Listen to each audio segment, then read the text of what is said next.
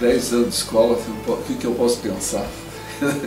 As palavras já não podem nem dizer, né? Porque em 10 anos eu me adaptei tanto na escola, sabe? Tanto na escola, que eu vim aqui para ficar, na verdade, um período bem curto, e eu não sabia o que era yoga.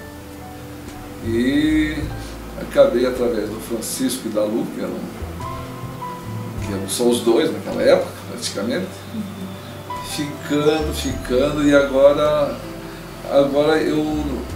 o que a yoga me transformou? Eu cheguei aqui com o joelho machucado, tá? Pensando que é só curar o joelho, mas eu acho que eu curei minha cabeça também, sabe? Entendeu?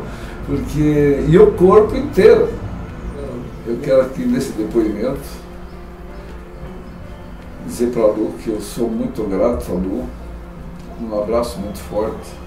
Ao Francisco, que sou muito grato, Francisco, um abraço muito forte, e que eles estão sempre no meu pensamento, entendeu?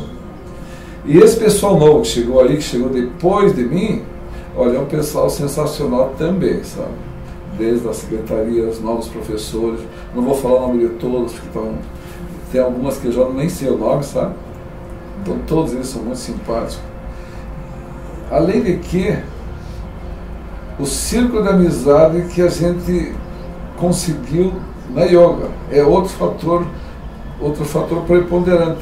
Muita gente aí que a gente vê são pessoas sensacionais. Então, a gente chega de manhã aqui, levanta, corre para cá e sai daqui leve, entendeu?